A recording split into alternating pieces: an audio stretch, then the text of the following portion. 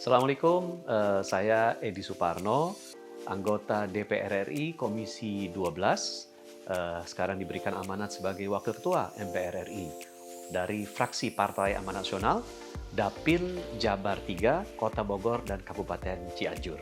Saat ini kita sedang menyaksikan program Di Balik Kursi.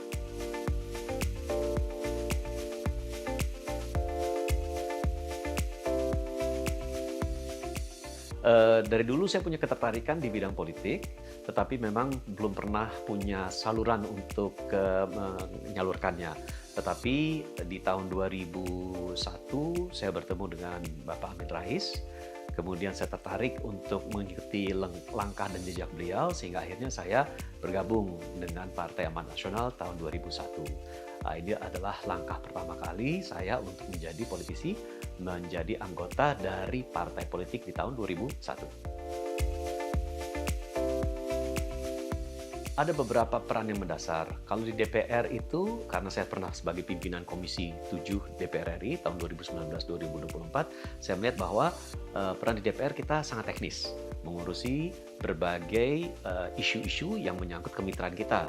Ketika saya di Komisi 7, mitra saya adalah Kementerian SDM, Kementerian Perindustrian, dan BRIN pada saat itu. Jadi isu-isu yang kita tangani adalah mengenai masalah ketenaga listrikan, masalah migas, masalah pertambangan, mineral, termasuk isu-isu di sektor industri. Jadi sifatnya sangat teknis. Nah, sementara di MPR, kita banyak mengurusi urusan-urusan yang memang sifatnya lebih ketatanegaraan. Nah, terkait binekaan kita, terkait isu-isu Pancasila, isu-isu 4 pilar kebangsaan. Jadi sifatnya lebih umum, termasuk juga yang sangat aktual adalah mengenai pembentukan PPHN atau pokok-pokok haluan negara, atau juga yang banyak dikenal dengan kemungkinan dilaksanakannya amandemen berikutnya untuk Undang-Undang Dasar. Tetapi perbedaannya salah satunya adalah ketika saya menjadi pimpinan MPR, saya mengadvokasi isu-isu transisi energi, isu-isu lingkungan hidup, isu-isu energi terbarukan, energi bersih sebagai bagian dari kegiatan saya menjalankan amanah Undang-Undang Dasar pasal 28H tentang kehidupan dan lingkungan yang bersih dan pasal 33 ayat 4 Undang-Undang Dasar tentang pembangunan berbasis platform berkelanjutan. Ya, dasar-dasar ilmu politik saya dan praktik politik saya tentu itu saya dapatkan dari Pak Amin Rais karena saya ikut beliau dari tahun 2001, sudah waktu yang cukup lama, dan ketika itu saya memang banyak belajar politik praktis dari beliau. Setelah secara resmi saya menjadi pengurus partai, yaitu menjadi bagian dari kepengurusan DPP PAN tahun 2015, saya menjadi Sekjen PAN sampai tahun hampir 10 tahun, sampai tahun 2024. Saya banyak belajar dari ketua umum saya, Bapak Zulkifli Hasan, tentang bagaimana kita berpraktek secara politik, negosiasi politik, menyampaikan diskursus politik yang baik kepada masyarakat. Saya banyak mendapatkan ilmu dan pemahaman dari Pak Zulkifli Hasan.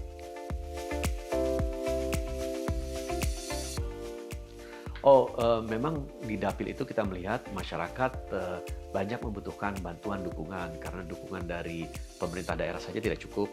Dukungan dari pemerintah provinsi dan pusat saja kadang-kadang memang tersebar ke seluruh daerah sehingga ada daerah-daerah tertentu yang mungkin masih belum bisa menikmati bantuan-bantuan tersebut. Sehingga ya kami sebagai anggota DPR dari Dapil tersebut menanyakan dan meminta aspirasi apa kekurangan-kekurangan yang ada di Dapil. Banyak di Dapil saya, misalkan saja di Kota Bogor, itu masalah MCK masih menjadi permasalahan, permasalahan stunting juga masih menjadi permasalahan, isu-isu terkait kebersihan di dalam kampung-kampung itu juga dipermasalahan. Itu akhirnya kita bantu dengan program-program yang saya bisa dapatkan dari fasilitas saya sebagai anggota DPR, program-program kemitraan dari Kementerian Perindustrian, dari Kementerian ESDM, misalkan saja PJU Tenaga Surya, kemudian juga sumur air, sumur bor itu. Nah, di Cianjur sumur bor itu sangat besar manfaatnya karena ternyata Cianjur sebagai lumbung padi Indonesia ternyata kekurangan air di mana-mana. Sehingga saya sampai hari ini sudah memberikan lebih dari 135-an sumur air, saya berikan dukungannya kepada dapil saya di Cianjur. Termasuk juga pemasangan listrik gratis yang saya dapatkan dari mitra saya di Kementerian SDM, khususnya PLN. Yang itu kemudian saya bagikan, jumlahnya sudah belasan ribu di dapil Cianjur, yang ini adalah bermanfaat untuk masyarakat, karena masyarakat yang tidak bisa menikmati listrik sebelumnya sekarang memiliki listrik di rumahnya dan didapatkan secara cuma-cuma.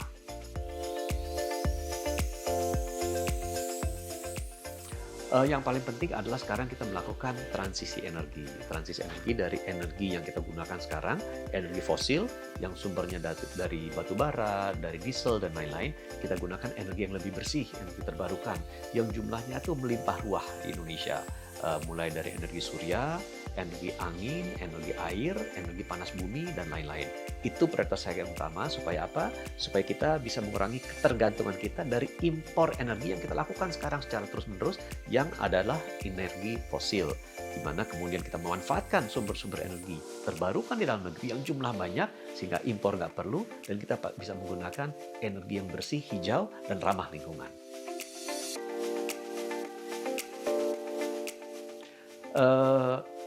Sosok energi bersih. Oke Bapak, kita masuk ke segmen 2. Ya. Segmen 2 ini adalah mini games. Scrolling the game. Oke, scroll. Stop. Oke. Nah, ini kenapa nih Pak? Boleh diceritain nggak? Ini apa? Oke, ini ada video viral, ada perempuan, ini kelihatannya jago taekwondo, terus dia tendang botol secara akurat. Nah, terus saya ikut, coba ikut-ikutan, tetapi ada pesannya. Pesannya terakhir adalah buanglah sampah pada tempatnya. Oke. Yang kedua, scroll lagi. Yang kedua, oke. Oke, stop. Oke, ini saya ambil ijazah. Saya ambil ijazah di FISIP UI. Ini adalah ijazah S3 saya, doktor saya. Jadi ini saya diminta untuk ambil ijazah sendiri. Dan saya pada hari itu ya sangat happy karena perjuangan saya selama 3 tahun akhirnya berbuah gelar, dan ijazah itu ya adalah buktinya yang sudah saya dapatkan. Dan ini ijazah ini sudah saya, alhamdulillah, sudah saya bingkai di rumah. Jadi untuk mengingat, bukan hanya mengingatkan saja, tapi juga untuk memacu anak-anak saya gitu. Jangan sampai nanti, nah, agar mereka juga bisa ngejar akademik yang setinggi-tingginya. Ilmu politik. Ya. Linear dari S1 kan atau? Enggak, S1, S2 saya itu di ilmu hukum, ilmu politik. Saya ambil S3 karena saya sudah masuk ke politik. Jadi saya ingin membandingkan kira-kira teori politik dengan prakteknya sama atau enggak. Ternyata ya agak berbeda siang dengan malam. Kalau kuliah lagi mungkin enggak, kalau ngajar mau saya. Oh gitu. Untuk ngajar mau. Paling enggak banyak pengalaman saya bisa dapatkan yang bisa saya kemudian bagi kepada teman-teman yang ingin memahaminya, terutama mahasiswa. Oke, nah kalau misalnya ada kesempatan lagi Pak untuk mengajar, kira-kira akan di bidang apa? Di bidang satu, ilmu politik, karena spesialisasi saya adalah di partai politik. Kedua, bidang energi. Ya. Oke, kita boleh scroll yang ketiga Pak. Scroll yang ketiga, oke. Iya. Oke, nah ini nih Pak. Ya. Jadi kalau kita lihat nih, ini anak zaman sekarang atau anak culture gitu ya, anak jaksel tuh pasti pada kesini. Ya. Nah, tapi Bapak juga nggak kalah nih Pak, Bapak ada di sini. Ini boleh dijelasin Bapak, ini pas lagi apa sih Pak? Oke, saya memang dari dulu suka kulineran. Nah, dan kulineran itu pasti kalau ada kunjungan ke luar kota, ya, saya usahakan makan di tempat-tempat yang memang khas, yang sudah turun-menurun kurang lebih dikelolanya. Nah, tetapi kali ini karena pada saat itu saya sedang di Jakarta, sedang hits yang namanya Warkopolim ini. Jadi ada warung kopi, dia jual makanan yang enak, minuman yang enak dan murah, dan tempat hangout anak muda. Saya pengen tahu kayak apa sih rasanya, dan ternyata menyenangkan. Tetapi satu, pada saat saya datang ke sana, ngantrinya lumayan panjang gitu, karena memang tempatnya hits banget. Dan ternyata Warkopolim ini sekarang sudah ada di mana-mana, termasuk di dapil saya juga di Kota Bogor juga sudah ada. Ya, tapi kalau kita boleh tahu Pak, satu makanan favoritnya Bapak apa ya? Favorit saya sate ayam. Sate ayam Madura. Spesifik sate ayam? Madura. Oke. Oke, kita boleh scroll lagi Pak. Oke, scroll berikutnya.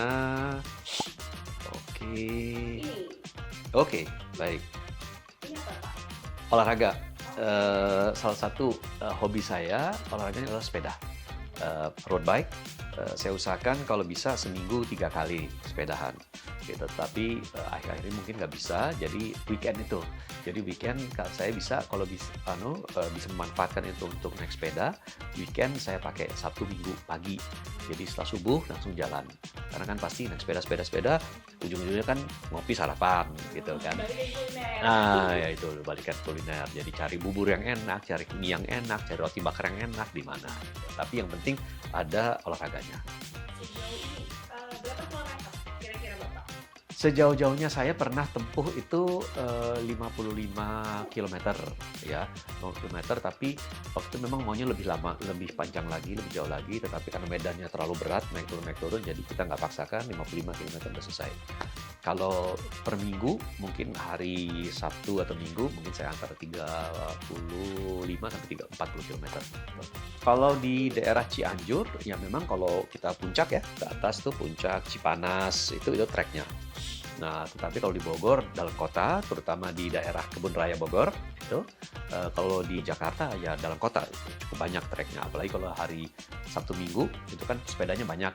Jadi teman kita juga banyak yang bisa beramai-ramai kita naik sepeda. Jadi sepedahan dan saya belum bisa mulai lari kan banyak orang yang ikut lari, maraton dan lain-lain. Saya pernah coba pakai pelatih tapi justru pakai pelatih cedera. Jadi akhirnya saya berhenti dan tetap fokus ke sepeda dan tenis saja. Oke. Boleh Pak. Kalau selanjutnya. Oke, scroll selanjutnya ya. Oke, scroll. Ini nih, Oke. yang lumayan viral juga nih Pak. Oke. Boleh diceritain Pak kenapa?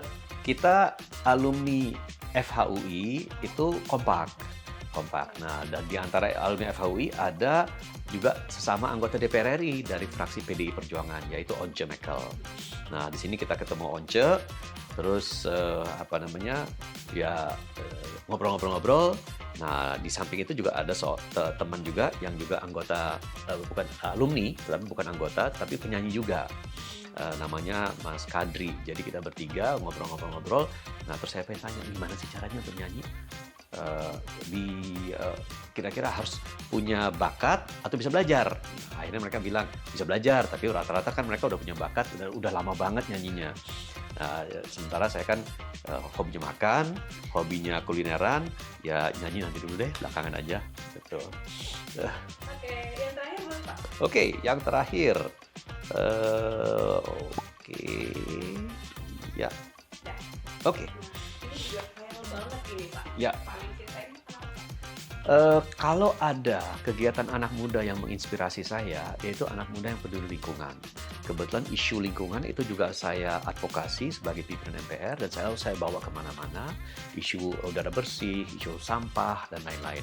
Nah, isu sampah ini yang kemudian dikelola oleh teman-teman Pandawara dari Bandung. Mereka sampai turun ke sungai-sungai, membersihkan sungai Citarum dari sampah, membersihkan sungai-sungai yang lain. Sehingga saya akhirnya tergerak untuk bertemu mereka, ingin tahu kira-kira motivasinya apa di balik itu dan rencana mereka ke depannya bagaimana. Sehingga saya juga pada akhirnya memberikan dukungan kepada Pandawara karena mereka tidak hanya sekarang membersihkan sampah tapi juga mereka mau mengolah sampah itu. Nah, untuk mengolah sampah itu tentu diperlukan peralatan, mesin dan lain-lain. Nah, saya sampaikan ke Pandawara, saya akan dukung untuk ikut kontribusi untuk pembelian mesin itu. Nah, terus saya hubungi mitra saya, bisa nggak saya memanfaatkan program yang diberikan oleh mitra itu melalui Komisi 12 untuk saya salurkan ke Pandawara. Alhamdulillah setujui, sekarang sedang berproses. Mudah-mudahan nanti ikut bisa berkontribusi untuk pembelian alat pengolahan sampah yang dilaksanakan oleh teman-teman Pandawara. Betul. Oke, terima kasih Bapak. Terima kasih.